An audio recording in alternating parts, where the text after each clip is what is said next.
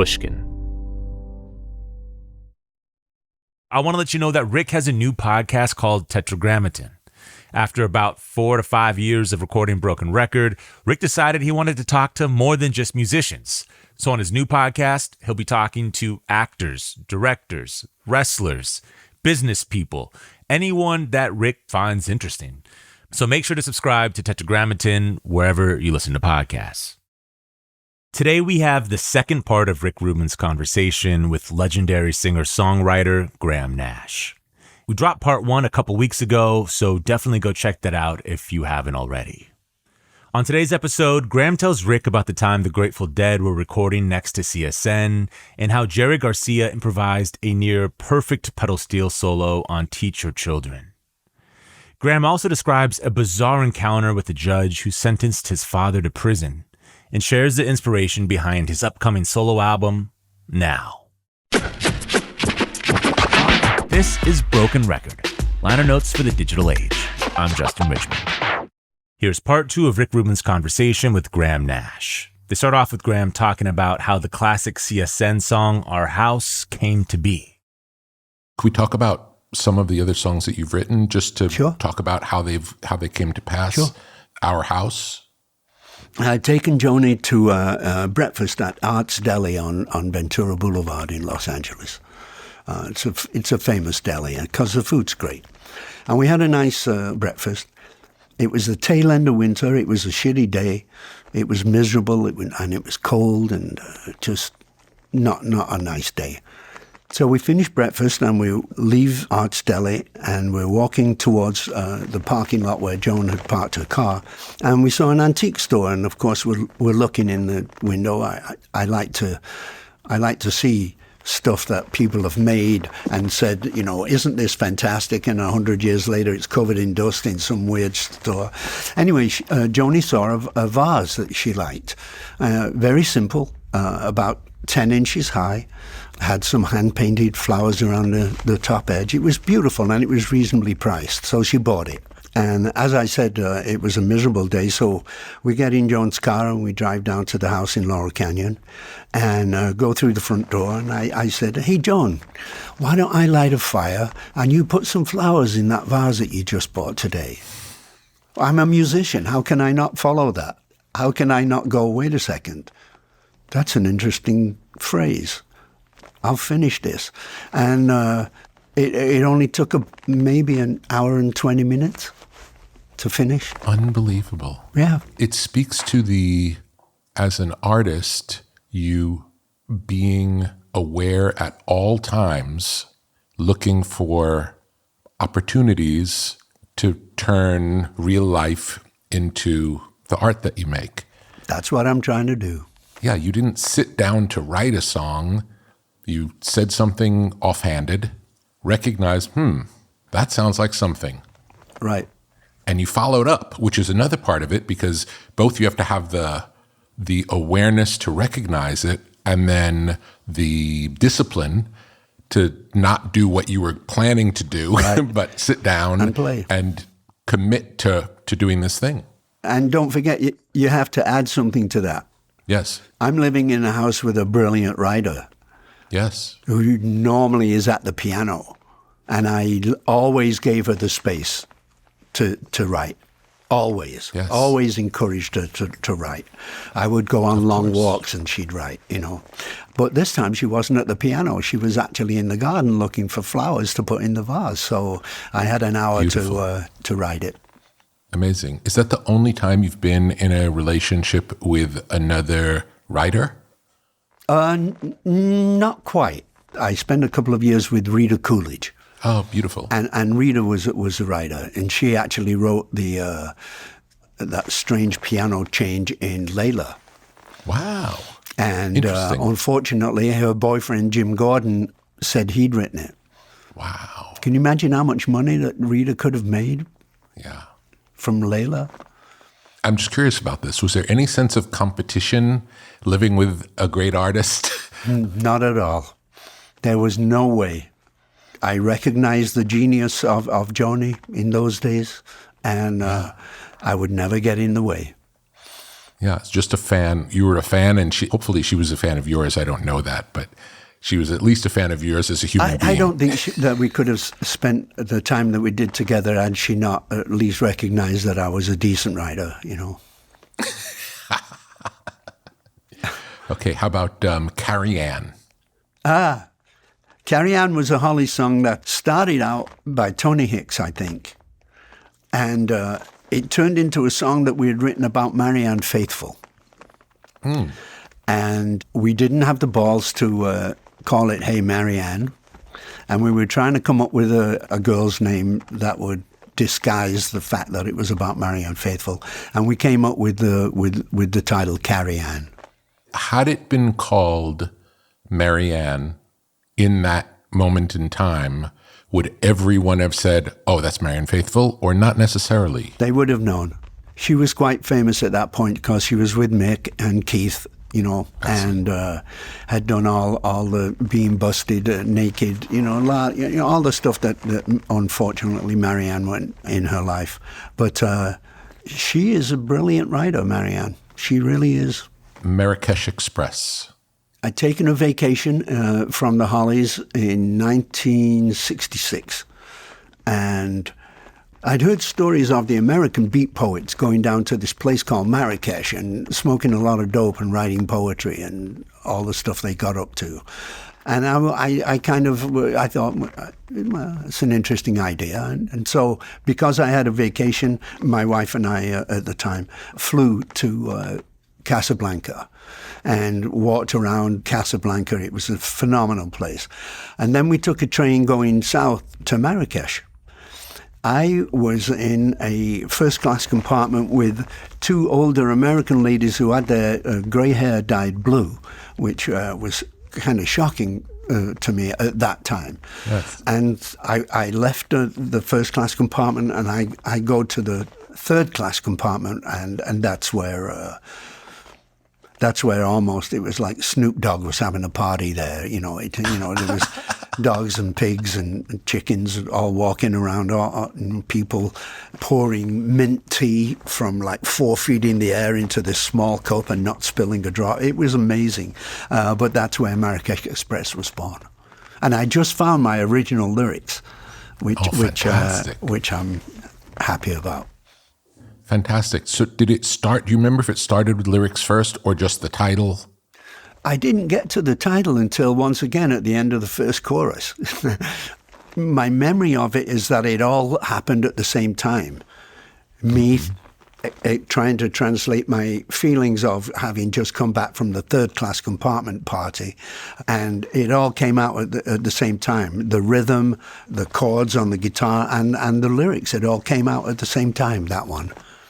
Beautiful. It's beautiful when it happens. Yeah. Amazing. Yeah. Yeah. It feels like magic when it happens. I thought it was pretty good, but that once again, at that time, it was one of the reasons why I felt that I had to leave the Hollies, because they didn't like Marrakesh Express. Wow. Somewhere in the bowels of EMI, there's a tape of just the track of the Hollies doing Marrakesh Express, but there's no train in there. I wanted that kind of a rhythm train, which Stephen brilliantly did on the record when he put those what sound like trumpets in harmony there, you know. But that's Stephen. So beautiful. Because it was David that once again saved my life in a way. Because the worst thing you can do to a writer is give him self-doubt. When you say something that questions his, veracity, that's awful to do to a writer. But it was Crosby that said, wait a second, let me tell you something. That's a fine song. They're the crazy ones. And it was once again another reason why I had to leave the Hollies. Wow. On a Carousel.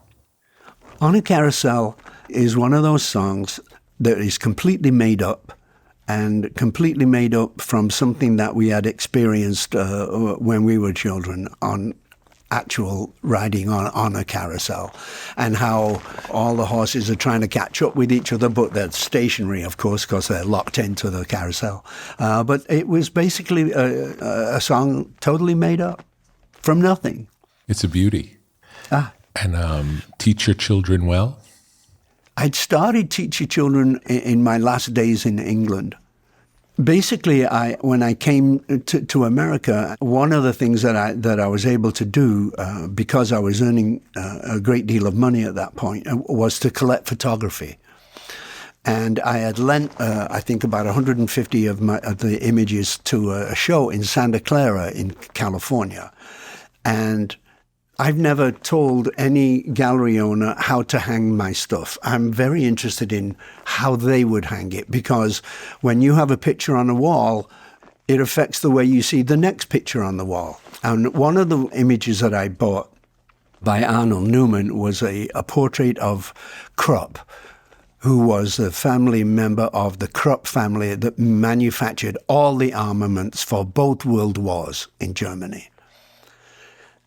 And I realized that if we didn't teach our children a better way of dealing with each other, that humanity itself was in deep trouble.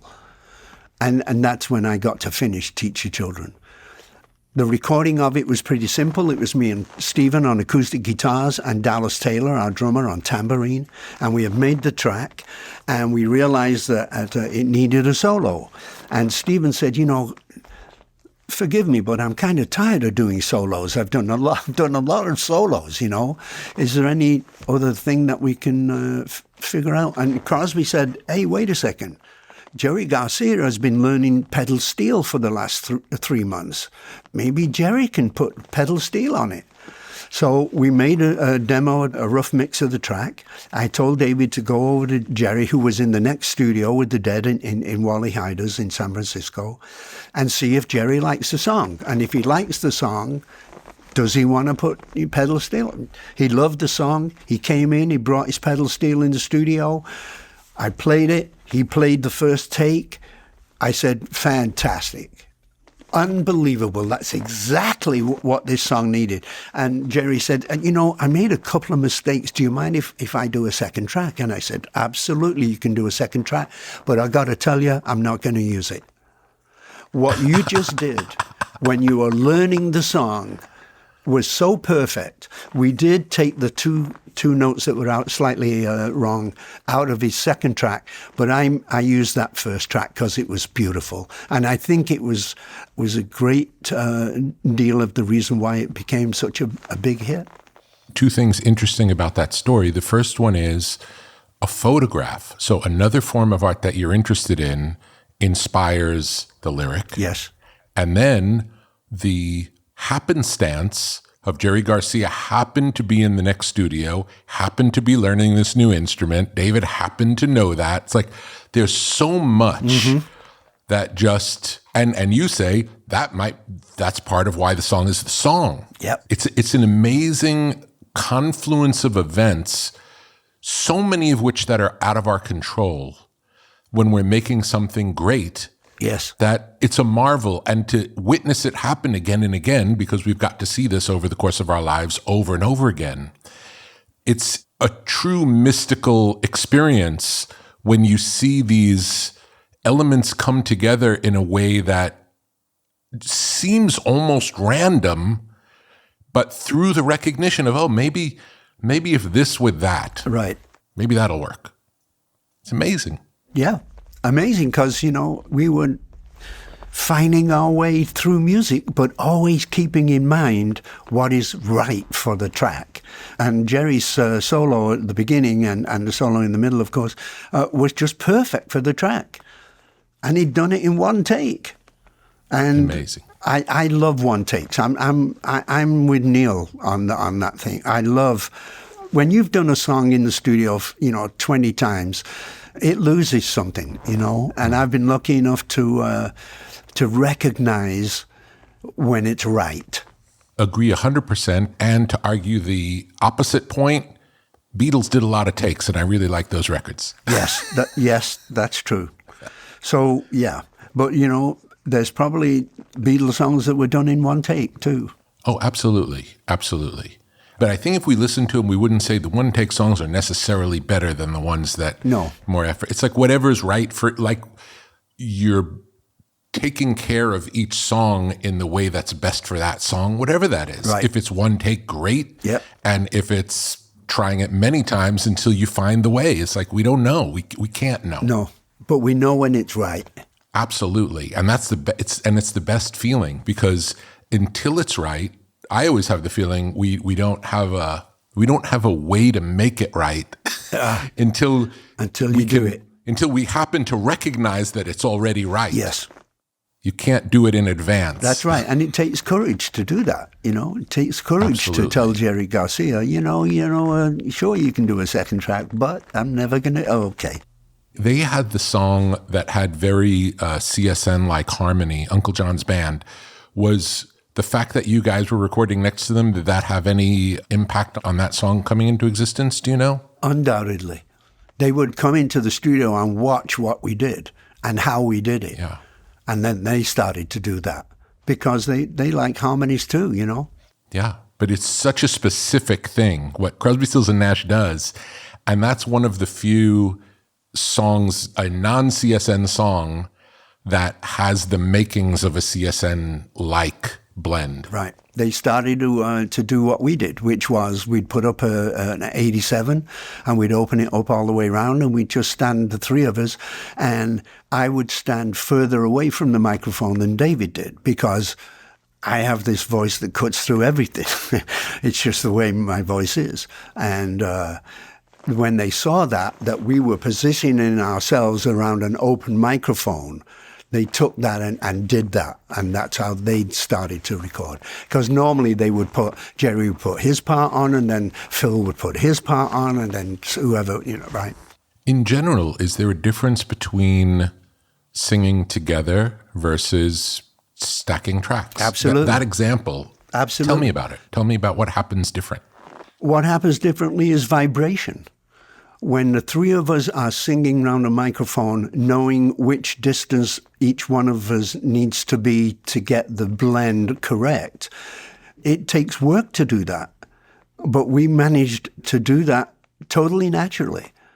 Because there is a difference between when you put on a melody and then you double that, and you put on a harmony and then you do that. But with individual takes, there isn't the DNA blend of three voices hitting the air at the same time. It's a different sound if it's only one voice after another voice. It's fascinating because so few artists do it that way as well. So few. We could do it though. Yeah. Do you remember, did you all wear headphones when you were doing it, or were you singing with your no headphones? Do you remember? Yeah, I do remember. We always used headphones with one, right? So that we had the other ear free to be able to listen to what the other guys were doing. We wouldn't put both headphones on. We would only put one side on. Understood. For the blend part of it, of knowing where you were standing, that was more based on what you were hearing in the phone, I imagine, because you couldn't tell how it was affecting the mic just looking at it. Right. But then the other ear was for the true mingling of the frequencies. Yes, exactly. In real life. Exactly, right. Because it is different. It's hard to explain how when you put on headphones, it's just different. Yes, it is. Then you have to deal with it. But we knew how to do our voices. Like I said, that sound that CSN had vocally, it was done in 45 seconds. It was nothing. It just bloody happened, and it happened so beautifully that I then made up, I have to go to England and undo my life. I want to follow this sound. Amazing. This sound is amazing. I mean, yes, anyone can sing the same notes that we can. You can't sound like us. Yeah. We'll be back after a quick break with more from Rick Rubin and Graham Nash. We're back with Rick Rubin's conversation with Graham Nash. Coming from England, did you have any sense of feeling like an outsider when you came? Absolutely. Did you feel different than the other people? Yeah. But I was an outsider that had a history of knowing how to make hit records. Because I'd been in the Hollies for, 7 years, and like I said, we had 15 or so top 10 records. So I came, I was an outsider, but I came with a certain weight. Yes. And you came post-British invasion where Yep. basically all of the music being made in California at that time, in one form or another, seemed to be influenced by what was going on in England. Yeah. We were amazed in England that we would take American songs and sing them with a kind of a British accent and sell them back to the Americans. That was weird to us, but it's what we did. You know, because you'd have somebody that was in the merchant navy, you'd have a brother or a cousin or somebody, and they would go to America, and they were musicians, so they would bring records back. So we were hearing all the Miracles and Barrett Strong and all these really strange rhythm and blues things that hadn't hit the charts in England. And the British invasion, what a strange thing that was. Yeah, we're making all this American music and singing it with a British accent and selling it right back to the Americans. This is amazing. Yeah, I think there's something about, I think it's more than just singing it with a British accent. I think the romantic view from a distance allows a different interpretation, not even just in the accents, but even in the way the music's approached. Right. It's like we can use the example of Led Zeppelin and the American blues that it's based on. No American bluesman would take it to such bombastic, it would be unseemly to do what Led Zeppelin did. Right. From the blues master perspective, yet they were taking this fantasy from a distance in the same way that Sergio Leone, made the spaghetti westerns that were different than the Western westerns. That's right. It's like seeing it from a distance can give you a romantic vision of it that's bigger than the reality of the situation. Absolutely, yeah. It feels like the Hollies had that. It's like, yes, there was the influence of the American music, but it didn't sound like the American music because you guys were different and your life experience was different. Right. And we'd all learned, from skiffle. We'd all learned from early folk music, and we started out in dance halls, and we wanted to make music that people could dance to, and we wanted to make them think too. And why not do both things at the same time? But the Hollies did have a certain sound that was different than American bands, that's for sure. And let's talk about skiffle a little bit, because that was not something that happened in the United States. No. Or at least it didn't happen as being called skiffle. Tell me about skiffle. There was an Irish folk singer called Lonnie Donegan, and he went to America, and he witnessed Leadbelly, and he witnessed all these blues people and how simple it was. Big Bill Broonzy just on acoustic guitar, and he brought that music back with him from America. So now you have to think of, okay, in the late 50s, it was only 10 years since World War II happened. And there was nothing that 15 and 16-year-old kids could do, particularly in where I lived. There was nothing to do, really. You had a ball you could kick around or play cricket with, but there was no music because we couldn't afford it. And then skiffle came along, where if you had a cheap acoustic guitar and you created a bass from a tea chest box with a pole and a string that you could boom, boom, boom, boom, play the bass. And for the drums, you would put thimbles on your right hand, if you're right-handed, and we had a washboard, which is an instrument that your grandmother used to wash clothes with. And it'd go, and so it was simple. It was cheap. We could afford to do that.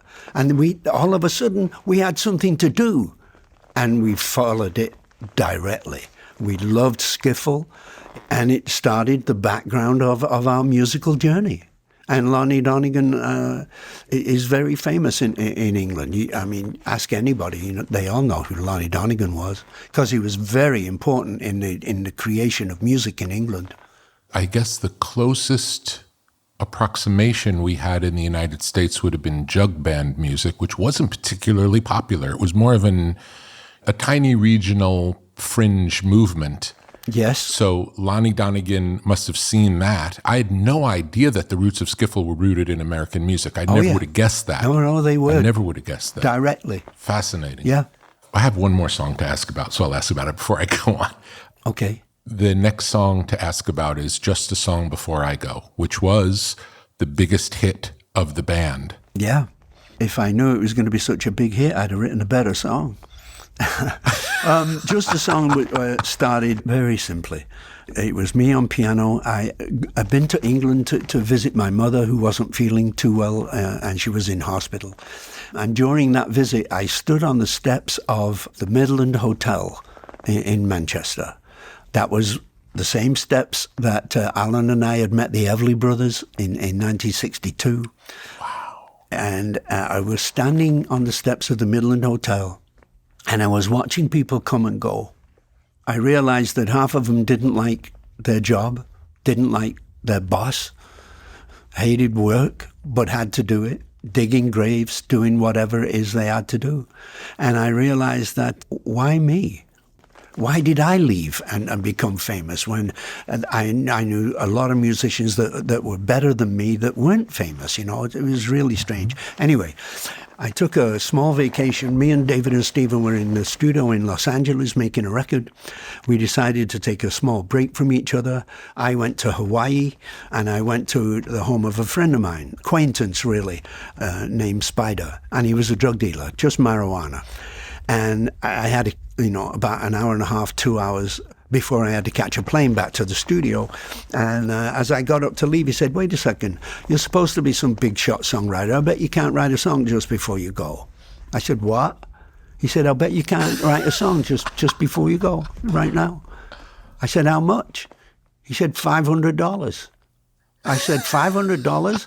I sat down and I wrote Just a Song Before I Go in an hour and 20 minutes. It was amazing. And in terms of an incredible circle, on my last tour, at the end of a show, I'm leaving, and a lady gives me a small envelope. I put it in my back pocket, and I forgot about that I had it there. I'm getting dressed the next morning, and I realize I have an envelope that I haven't opened. And I opened it up, and guess what was inside? A check for $500 from the family of the kid that made me write the song in the first place. They realized that he was a dealer, that he probably hadn't paid me, and they were going to pay me, and they did. Wow. I didn't cash the check, of course. No, it's an incredible story. Yeah. Amazing. Yeah. And what a great song. So that's a song that you wrote on a challenge. Yes. A total challenge. Yeah. So it shows it can come from anywhere. Mm-hmm. It doesn't have to be, because it wasn't some lightning bolt hit you and this magic song came out. No. It was a $500 bet before you were flying off. Yeah, this kid's not going to beat me for $500, that's for sure. Unbelievable. And he sent me the original lyrics, actually. The original piece of paper that I wrote it on, which I have. Fantastic. Tell me about Nash Editions. Okay. I gotten a Mac computer in 1982 or something, very early. You could actually scan things. It was called a thunder scan. And it moved across the image, and it transferred all the information into the computer. And I was getting interesting images on the screen. I couldn't get them off the screen in a way that satisfied me. I tried photographing them. I tried inkjet prints. I tried thermal prints. And I couldn't get them off the screen. So this friend of mine, Charles Wierenberg in San Francisco, who was a scientist, called me one day and he said, hey, have you seen this printer that Fuji are putting out? And I said, no. And he gave me the name of the master printer in Los Angeles that was working the machine. I went to see it, check it out. It was incredible. You know, though, when you're standing waiting to go into the cinema and you see those posters for the upcoming shows, well, this machine was made to do that. Cheap paper, but great color. So I found out someone who was using the machine and went down to check it out with my friend Mac. And I saw this machine, which looks like a small refrigerator, but it has a hood that you lift it up, and it has a drum that you attach the paper to, and it spins at, 1 million miles an hour. And these 4 print heads are spraying ink at it as it's going round. That sounds weird. It's going round at 12 miles an hour and you're spraying ink on it and it's turning out like this. It was $125,000 for the printer. I bought it immediately. Wow. And I wanted the machine to do what I wanted it to do. I wanted thicker paper. I had to move the print heads a little further away because of the thickness of the paper. So I had to void the warranty within the first 10 minutes. And I didn't care because I was forcing this machine that I had seen make this photograph-looking print. I wanted it to do black and white and fantastic stuff, purely for me. Yes. And then we decided that in '89 that we would open this up as Nash Editions and be the first portfolio maker in the world to do black and white inkjet prints. And not only that, but we got a beautiful medal from the Smithsonian Institution. And my first printer is in the Smithsonian Museum, in the American History Museum. Incredible. It was funny, I was having sushi in Boston once, and a couple of people recognized me, and I took no notice of that. And as I'm leaving, this lady shouts out, "Hey, Graham." And I'm expecting, "Where's Neil? You know, who did you screw last night? And what color socks do you have on?" And all she said was, "Great prints." And I went, "Wow, Amazing. okay." You've made it. I've made it. It's another beautiful story where you're making something for yourself, and it's so good that you open it up to the world to participate because that's how good it is. It's the same with all my songs. I only write songs for me. I don't write for anybody else, just me. But if you like the song and you want to do it, fantastic. Now it's a CSN song. We have to take another quick break, and then we'll be back with more from Graham Nash. We're back with the rest of Rick Rubin's conversation with Graham Nash. I read a story, I don't know if this is true, maybe Apocrypha, that there was a CSN reunion in Sausalito in 1974, and the band ended up breaking up during those sessions over an argument over a harmony note choice. Does that ring true? Yep. Do you mind talking about it? Yeah, there were 2 times it happened. Once in my house in San Francisco, Stephen had this song that I was putting my harmony on, and he wanted me to sing a minor set of changes through a major chord on the track. And I have to admit, I think I'm pretty good at what I do as a harmony singer, and my body couldn't do it.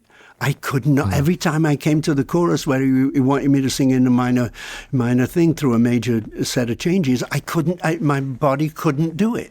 And Stephen got so angry that we had just mixed my song "Wind on the Water" and gotten a master 2-track of it, and he sliced it up with a razor blade. Yeah. And another time it happened, and I think it's the Sausalito one that you're referring to. We were playing a song of David's called "Homeward Through the Haze." Very beautiful song. And for some reason, one of the bass parts was not quite right. And we began arguing about whether it was right or whether it was not. And all of a sudden, I look over to where Neil was sitting, and Neil wasn't there. He'd just left. He'd just gone. Amazing. The same happened when we were making the record in Fort Lauderdale. I'd been having breakfast with Neil every day at the hotel, right? And for some reason, he's not there at 10 o'clock. And I called the front desk. I said, "Has Mr. Young been around?" They said, "Yeah, he left this morning for San Francisco." I said, we're in the middle of making... It's Neil. Amazing. He was gone. And that's when I wrote a song called "Mutiny." It's funny, in the different examples, it was always a Crosby song. Yeah. Yeah. Beautiful song, though. Yeah. An amazing writer. David was an amazing writer. I mean, his sense of combining these strange guitar tunings with a jazz feel made him a completely unique musician. Yeah. I don't know anybody that writes music like Crosby. It's interesting hearing you tell the story of Marrakesh Express and it being inspired by the beat poets and essentially the drug culture. And while there's a tremendous emphasis on drug use in Crosby, Stills, and Nash, you're usually viewed as the grounded, straight person, or that's the perception in the outside world, is that the other two guys are off the rails. So it's interesting to hear that you were also a participant. Yeah. With Crosby, I mean, I tried everything. I tried not taking any drugs. I tried taking more drugs than he was taking. I tried everything. But, you know, having been in the Hollies and had all these success, I was kind of stable, and I knew what was best for us. And I've always kept the music in the forefront of my mind, and I've always been the one that says, you know, wait a second, if something's wrong, let's figure out a way where we can all win. And I've always been that kind of person since I was a kid. Tell me about one of my favorite vocal performances is not on one of your albums, and I only recently found out that it's you singing, and that's on Donovan's song Happiness Runs. Yes. I love the song, and I use that outro as a reference for musicians all the time, talking about what interesting arrangements you could do vocally. Don't think of it just as the lead voice. Right. Here's an example of the vocals are the whole thing and the relationship between the different vocals. Right. Tell me how that came about and the writing of it and everything about it. Donovan was the man that taught me how to play fingerpick a guitar. I couldn't do it before he showed me how to do it. And he was a big fan of mine, and he knew that the Hollies were not happening in my mind. Anyway, he played me this song, Happiness Runs. And I realized that it was a perfect example of a round, meaning you could go, happiness runs in a happiness runs in a happiness runs. You know, you can make a round of it. Yes, like row, row, row your boat. That's exactly. The famous round that most people know. Right. And yeah, it was very easy to do. We did it in 10 minutes. Really easy. Because the song was there. We just had to make it sound more interesting than it was. It's great. And that the interaction of the vocals at the end make the whole thing. I absolutely love it. Great. Oh, this is interesting. I've seen footage of Crosby, Stills, and Nash playing at Esalen in Big Sur. And Esalen was sort of a hippie capital, and the birth of the human potential movement took place there. So it was a forward-thinking place, lots of young people, naked hot springs. Yes. And interestingly, Crosby, Stills, and Nash show up with these D45 very expensive guitars, the most expensive guitar you could buy from Martin, and wearing fur coats into this peace and love hippie world. And it's a wild juxtaposition. And just wanted to ask you, what do you remember about that? Did thought go into it? Tell me everything. Esalen was exactly how you described, particularly the hot tubs and the naked ladies. Joni was there that time, and she had a song that she used to end her shows with called Get Together. And we would casually get up there and sing, and she didn't mind, at all, because she knew how good we were. So if we got up there to sing, it was going to be okay. And it was like a gang sing at the end, But what I remember most about Esalen is that Joni and I were growing more apart by the minute. And there's a photograph of me and Joni explaining to each other that somebody took. That is a perfect example of what it was that I was feeling during that Esalen thing, because Joni and I were breaking up, basically. Tell me about David Blue. It's all over now. David Blue was a fine songwriter in New York City. At the same time that Dylan was upcoming, David Blue was upcoming. I liked his songs. I brought him to my studio in San Francisco and recorded a great album with him called Nice Baby and the Angel. In my book of photographs that I put out recently, there's a photograph of David Blue, and he's smoking a cigarette. But he has a cigarette in each hand, and that was David Blue. Mm. He was a man that felt that he didn't get enough dues because this other guy, Bob Dylan, was taking most of the headlines. even though David felt that he was already, maybe Dylan took his name and it's all over now, Baby Blue, who knows. But David was a nice man. Do you know anything about Leonard Cohen's relationship with David Blue? No. Interesting that Leonard Cohen always had a feeling, the way that David Blue felt as it related to Bob, Leonard had some feeling that the relationship between him and David Blue, like maybe why isn't it David Blue and why is it me? Like he didn't understand. It was the opposite side of the David Blue story of why do I have the success versus David Blue?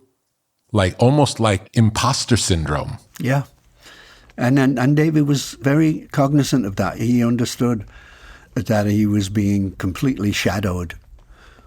But he was a decent songwriter, and I enjoyed that album that I made with him. Beautiful.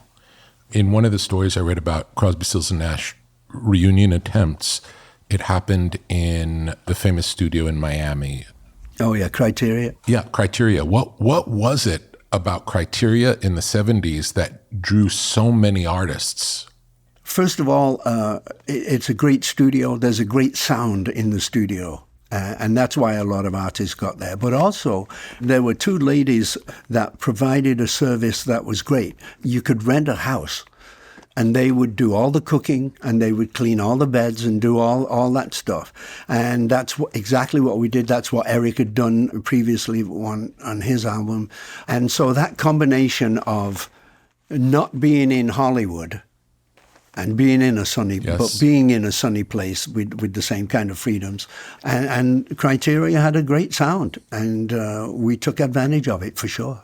Beautiful. Because I always wondered, because Miami was not really a hot spot at that point in time, but so many great artists were traveling there, and I never really knew what the draw was. But that's interesting that there was a live-in situation. Yes. That you could go off and make a record and everything would be taken care of, besides you being in the studio making the music. Right. And as you say, it was out of the way. It wasn't Hollywood. Yeah. It wasn't Yes. New York. It was completely out of the way in terms of why Miami. But it was the combination of a sound of the studio itself and Yes. the availability of being able to rent a house where you didn't have to think.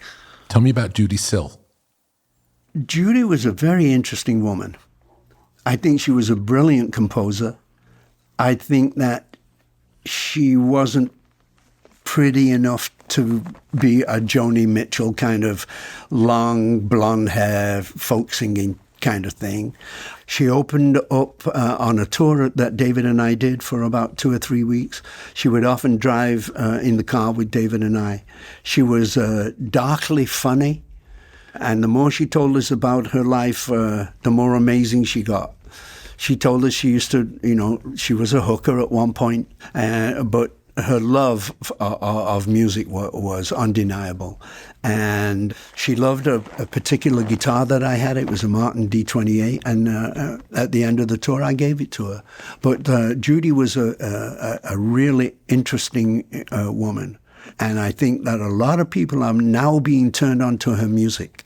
I recorded a song with her called Jesus Was a Crossmaker. I thought that might be a radio hit, but that's the only track that I ever produced for Judy. But it was a good creative experience. Yes, very much so. I only got turned on to her recently and find the music very, very beautiful. Yes, she was a fine, profound songwriter. How do you think the last chapter of your father's life impacted your choices going forward in life? A great deal. My father went to jail for about a year for a camera that he had bought from a friend of his at work, and the police came to the door and wanted to know who it was who sold it to him. My father wouldn't tell them, and he ended up in a jail for a year, and he died at 46. It affects my life in the following way. I always cheer for the underdog. I'm always championing the team that's not supposed to win. And a very interesting thing happened to me. I'd written a song called The Prison Song, and the first verse is about my father. I was in Granada Television in Manchester. I was doing a show, and I was singing that song. Also on the show, on tape, was the judge that sentenced my father to prison. You must believe that I was in a very strange state of mind. Nobody else knew except me. Nobody knew. I don't even know how to process it. Tell me, did you want to leave? Yeah. I wanted to get to him and, tell him off for doing that. I mean, I wrote a ridiculous thing to even think of doing, but he was on tape and he wasn't available for me to converse with him. But what a strange event. Me singing the song about my father in prison with the judge that put him in prison. Unbelievable. Did you grow up in Manchester or Blackpool? I was born in Blackpool. I lived in Salford, which is one of the slums of England, which is a suburb of Manchester. But during the World War II, they would evacuate all the pregnant ladies outside the bombing area to have their children in peace. And that's why I ended up being born in Blackpool, which I never lived there. I was just born there. Understood. I actually quite a few years ago took two of my sons into that room, and I ended up. I went into the hotel, which is on the front in Blackpool, and I looked at the guy that was in the front desk, and I said, "I have a really strange question." He said, "You go round there. It's right down the stairs." I said, "How did you know that?" He said, "Listen, a lot of you come here." And anyway, he pointed me to the room, and there was the room, and I'm breathing in the room in which I took my first breath. Wow. Amazing. So cool. I know. So my life cool. is full of this. Yeah, magic. We're blessed. We are blessed. Indeed we are. Well, tell me about living in New York. Is this the first time you've ever lived in New York? Yes. I'd been to New York many times, sometimes for a couple of days, sometimes for a couple of weeks. And I couldn't wait to get out of here. What changed? What changed is I divorced my wife, Susan, after 37 years of marriage. We were not in love. It was totally over. We divorced. I'm playing a show with David and Stephen at the Beacon here in New York City. And Amy and I shook hands, and I believe at that point I knew what I needed to do. I needed to find out more about this woman, find out who she is, what she does. And every question I asked myself, she answered in total brilliance. She's a brilliant artist, and I wish now that I had been strong enough to realize earlier that my marriage to Susan was over and I should have been living in New York for 20 years. And this is an incredible city. I've said it before, but one of the things that I love about it is hearing 5 different accents on the way to get a cup of coffee, and then when you add the galleries and this is a fantastic city. And I wish I'd have been here for many years, but I have been here for at least 8 now. Amazing. Yeah. Amazing and beautiful that you got to meet your partner after all these years and after being in an unhappy situation for a long time. Yeah. It's again a blessing. Don't forget the opening line of my album. I used to think that I could never love again, but I did. I found it again. Don't screw it up. I'm trying my best. I am trying my best. I mean, living with another person is difficult. It's full of compromises, but I'm learning every day, and she's teaching me everything that I thought I knew. Beautiful. Congratulations. Thank you.